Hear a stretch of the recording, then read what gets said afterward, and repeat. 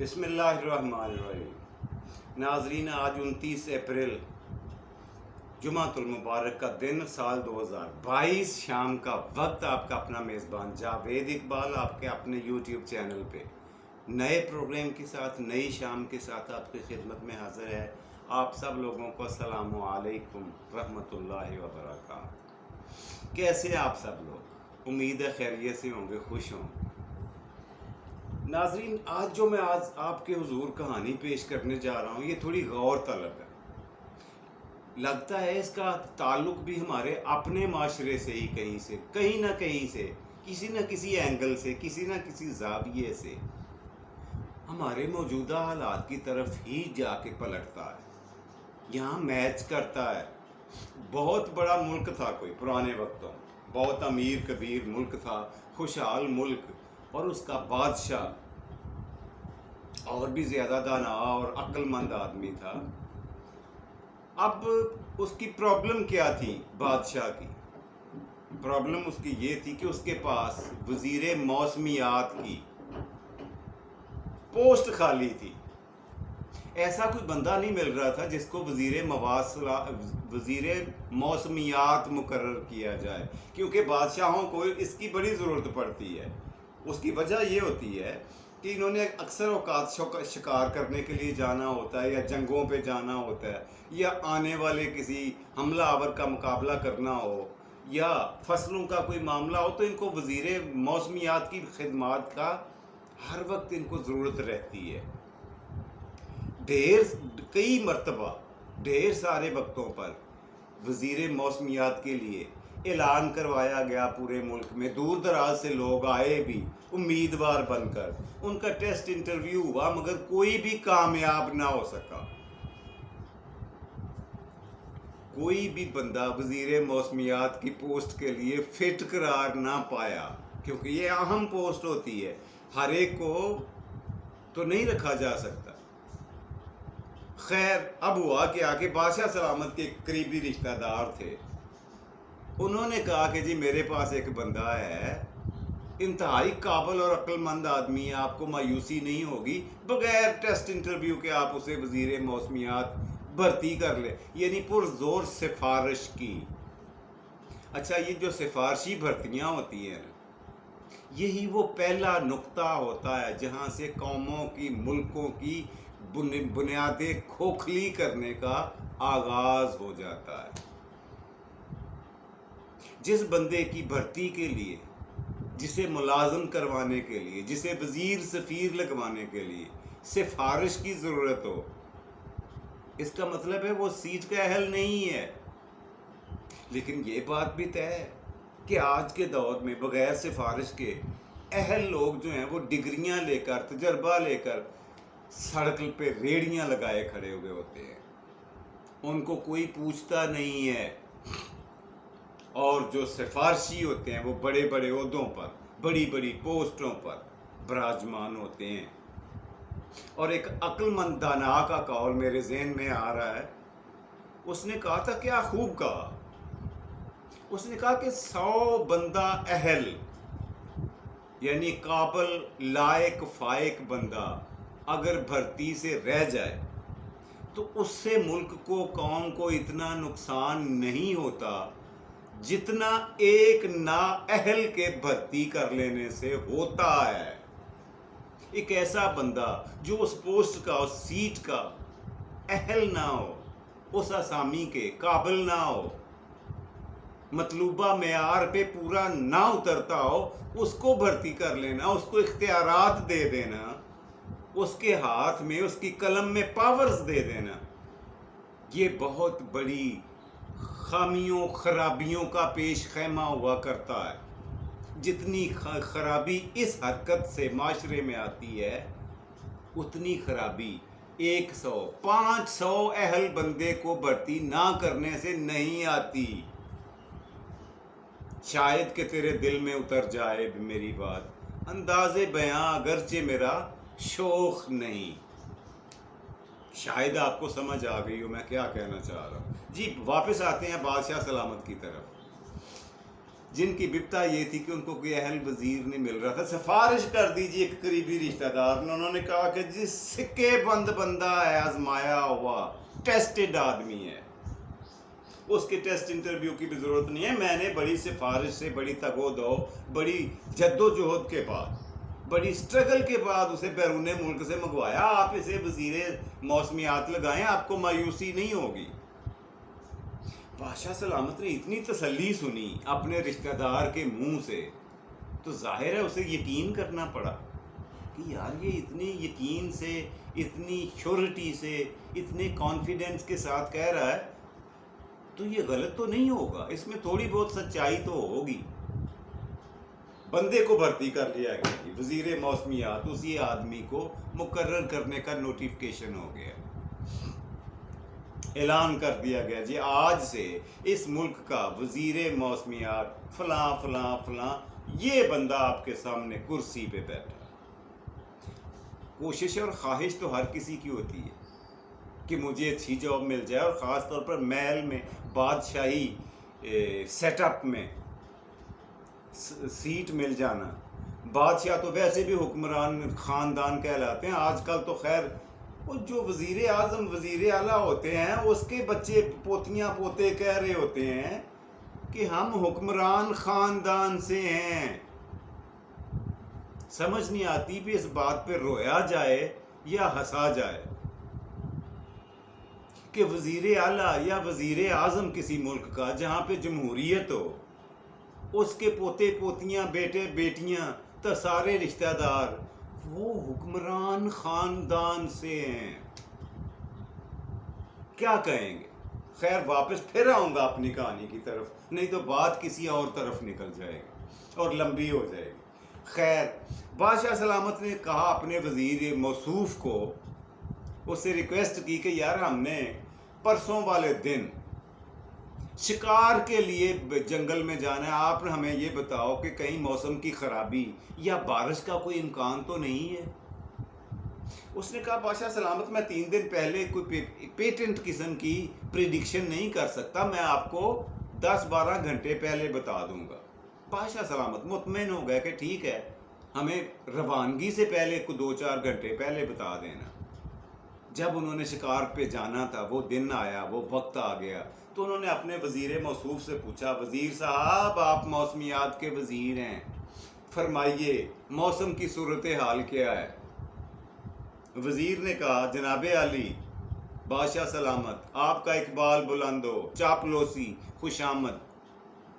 یہ خوشامد بڑی کرتے ہیں ایسے لوگ جو نااہل ہوتے ہیں نا, سفارشی ہوتے ہیں, ان کا یہ خاصہ ہوتا ہے کہ اگر یہ سفارشی نہ کر, یہ چاپلوسی نہ کریں, خوشامد نہ کریں, تو ان کا گزارا نہیں ہوتا. جی اس نے پہلے تو چاپلوسی کی, اس کی خوشامد کی بادشاہ سلامت کی, اور کہا کہ موسم بالکل 100% کلیئر ہے, اگلے 3 دن تک بارش کا کوئی امکان نہیں ہے, آپ بے خوف ہو کر, بے دھڑک شکار کے لیے جا سکتے ہیں. بادشاہ سلامت بڑے خوش ہوئے, اپنے لاؤ لشکر کے ساتھ, اپنے وزیروں سفیروں کے ساتھ, سارے ملازمین اور عملے کے ساتھ, پوری آب و تاب اور شان و شوکت کے ساتھ, جانوروں کو ساتھ لے کر, گھوڑوں کے اوپر بیٹھ کر, کتوں کو ساتھ لے کر نکل پڑے شکار کو. اچھا شکار کے لیے نکلے, اپنے شہر کی حدود سے باہر ایک پنڈ میں کی حدود میں داخل ہوئے, ایک گاؤں کی حدود میں. وہاں پہ ایک آدمی ہل چلا رہا تھا, کھیتی باڑی کر رہا تھا, کسان تھا, غریب مزدور مزارہ, چٹا چٹا ان پڑھ. اس نے کہا بادشاہ سلامت میں سلام پیش کرتا ہوں. بادشاہ سلامت نے کہا ہاں بولو کیا بات ہے. اس نے کہا آپ اتنے لاؤ لشکر کے ساتھ, اتنے بھاری بھرکم لوگوں کے ساتھ شکار پہ جا رہے ہیں, اور وہ بھی جنگل میں. ابھی تھوڑی ہی دیر بعد بدترین قسم کی بارش آنے والی ہے, آپ کے لیے واپسی مشکل ہو جائے گی, وہیں پہ پھنس جائیں گے آپ جنگل میں. بادشاہ کو بڑا غصہ آیا. اس نے کہا اوئے وہ میں اپنے وزیر موسمیات سے پوچھ کے آیا ہوں, تو اس سے زیادہ سے آنا ہے, تم نے تو اسکول کی شکل بھی نہیں دیکھی.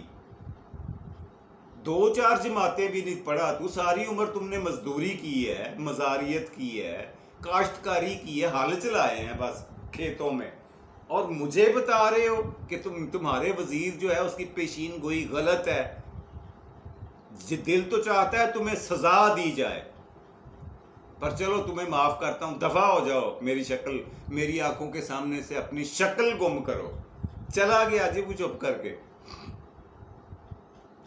مزدور ایک سائیڈ پہ ہو گیا، کاشتکار بادشاہ سلامت نکل پڑے جنگل میں۔ جب چلے گئے عین وسط میں، مڈل آف دا فارسٹ جب تھے، تو زوردار بارش کا آغاز ہوا، موسلا دھار بارش۔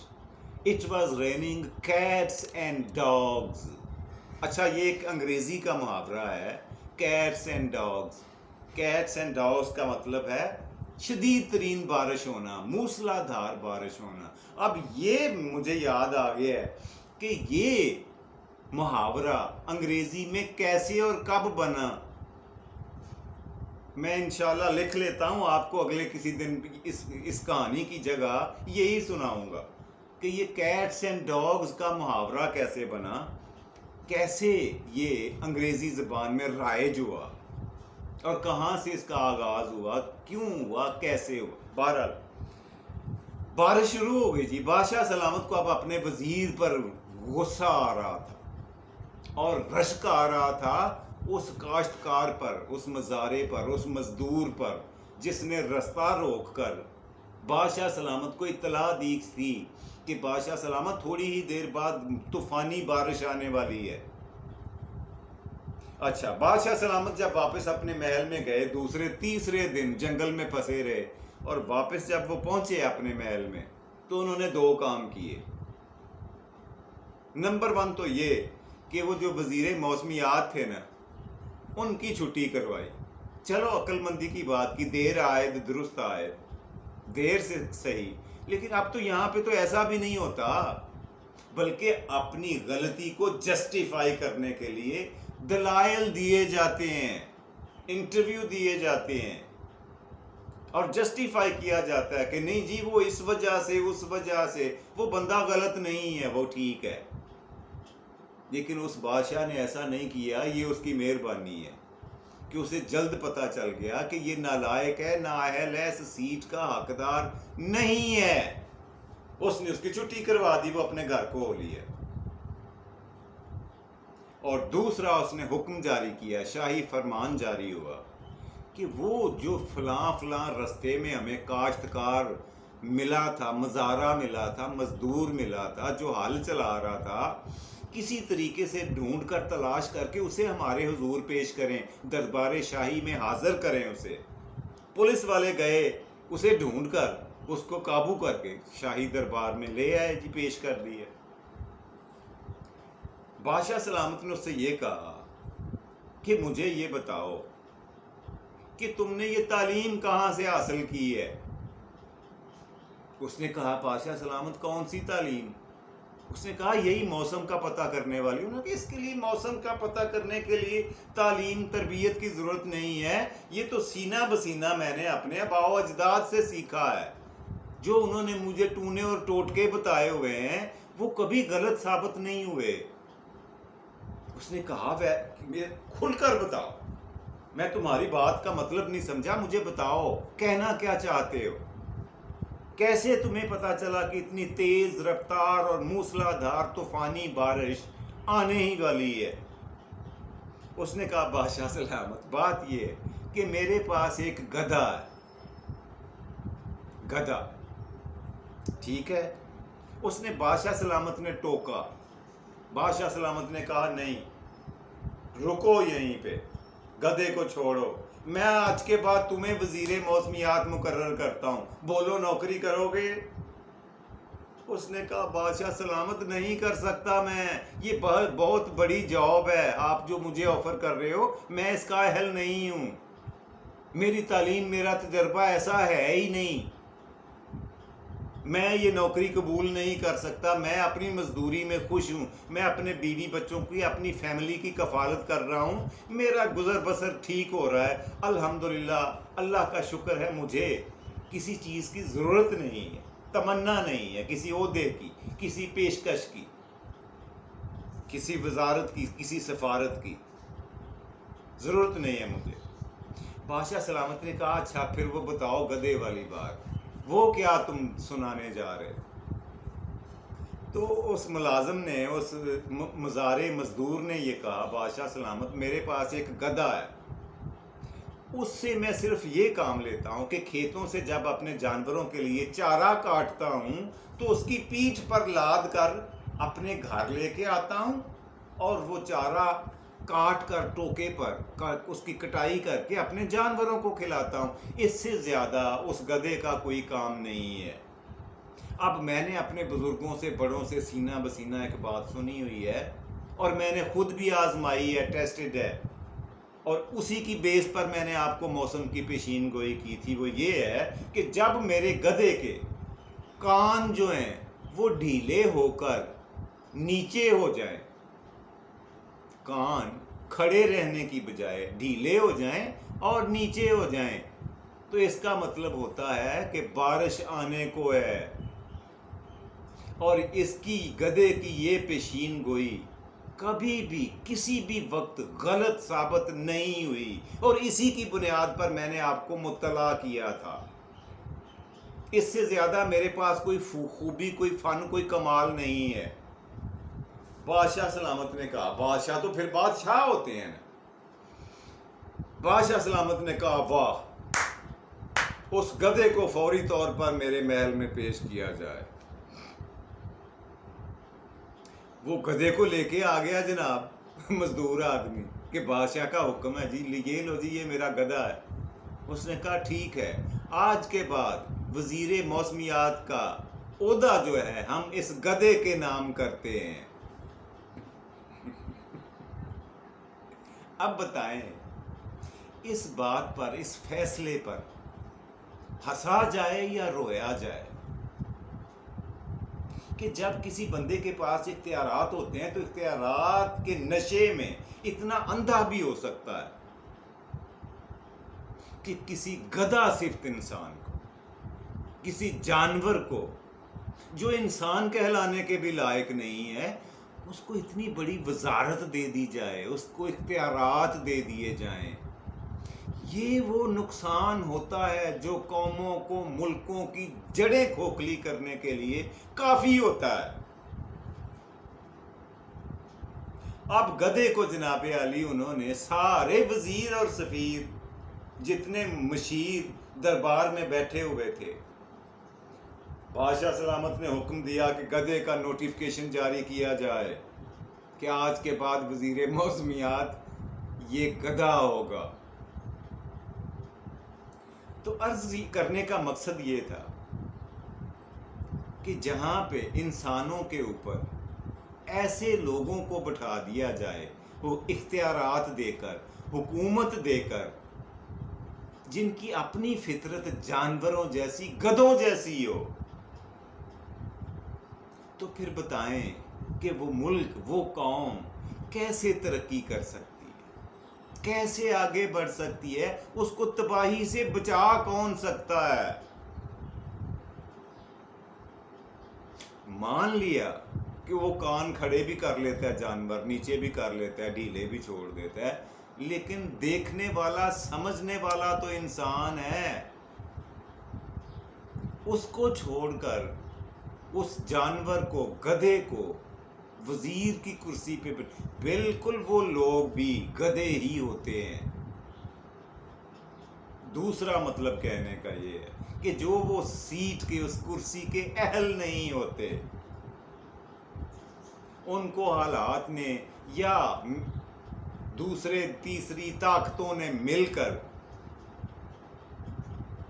کسی گدھے کو کسی محکمے کا، کسی صوبے کا، کسی ملک کا، کسی ریجن کا، کسی ضلع کا سربراہ بنا دیا جائے، تو پھر اس علاقے کا، اس ضلع کا، صوبے کا، ملک کا اللہ ہی حافظ ہے۔ اور اس طرح کی باتیں اللہ پہ ڈالنا یہ بھی ناانصافی ہے، غلط ہے، کیونکہ ظلم کرنا واقعی ایک کبیرہ گناہ ہے، غلط ہے، نہیں کرنا چاہیے۔ ہمارے دین نے سختی سے منع کیا ہے کہ کسی پہ اوپر ظلم نہیں کرنا چاہیے۔ اگر کہیں ظلم ہوتا ہوا دیکھو تو اسے ہاتھ سے روکو، اگر ہاتھ سے نہیں روک سکتے تو زبان سے منع کرو۔ اگر زبان سے منع کرنے کی بھی تمہارے اندر ہمت، توفیق، طاقت یا اتنی نہیں ہے، سخت نہیں ہے، تو کم از کم دل میں تو اسے برا جانو کہ یہ غلط ہو رہا ہے، کوئی اس کی بھرپور حمایت تو نہ کرو۔ اور جہاں پہ ظلم کرنا غلط ہے، ظلم سہنا اس سے بھی بڑا گناہ ہے، غلط ہے۔ وہ کیا کہا ہے، میں جو شاید آپ کو کہنا چاہ رہا ہوں، امید ہے آپ سمجھ گئے ہوں گے۔ شعر میں پھر وہی سناؤں گا۔ انداز بیاں اگرچہ میرا شوق نہیں، شاید کہ تیرے دل میں اتر جائے میری بات۔ میں کہنا کیا چاہ رہا ہوں، یہ عقل مند لوگوں کے لیے کہتے ہیں کہ جی جو عقل مند ہوتے ہیں نا، ان کے لیے اشارہ کافی ہوتا ہے۔ پنجابی کا ایک محاورہ ہے، ساؤ نو سینت تے گدھے نو سوٹا، یعنی جانور کو لاٹھی سے ہانکا جاتا ہے مگر انسان کے لیے اشارہ کافی ہوتا ہے سمجھانے کے لیے۔ شرط یہ ہے کہ سامنے والا، سننے والا، دیکھنے والا انسان ہو، جانور صفت گدھا نہ ہو۔ یہ تھی جی آج کی کہانی جو میں آپ کی خدمت میں پیش کرنا چاہ رہا تھا۔ پروگرام کا دوسرا اور مزیدار سیگمنٹ آج کا سوال۔ پچھلے پروگرام میں میں نے آپ سے یہ پوچھا تھا کہ وہ کون سا اسلامی ملک ہے جس نے سب سے پہلے اپنا سیارہ خلا میں بھیجا۔ تو آپ کو سن کر خوشی ہوگی کہ اس ملک کا نام ہے پاکستان۔ اسلامی ملکوں میں پاکستان نے سب سے پہلے اپنا سیارہ خلا میں بھیجا تھا۔ جی تو آج کا سوال نوٹ فرما لیں، جس کا جواب آپ نے مجھے اگلے پروگرام یعنی کل دینا ہے۔ میں کوشش کرتا ہوں کہ آج آپ سے اس سے بھی آسان سوال پوچھوں۔ کیا خیال ہے؟ یہ بتا دیں کہ پاکستان میں ملک عزیز میں بہت ساری خوبصورت جھیلیں ہیں، دریا ہیں، سمندر ہیں، کیا کیا چیزیں اللہ نے عنایت کی ہوئی ہیں۔ بات پھر کسی اور طرف نکل جائے گی۔ پروگرام کا وقت یہ اجازت نہیں دیتا کہ باتوں کو لمبا کیا جائے۔ یہ بتا دیں کہ پاکستان کی سب سے خوبصورت جھیل کا نام کیا ہے؟ کس جھیل کو سب سے خوبصورت کہا جاتا ہے پاکستان میں، ملک عزیز میں؟ یہ تھا جی آج کا سوال۔ پروگرام کا آخری اور تیسرا سیگمنٹ، آج کا شعر آپ کی خدمت میں پیش کرتا ہوں اور پھر اجازت چاہوں گا۔ آج کا شعر یہ ہے کہ رو پڑا وہ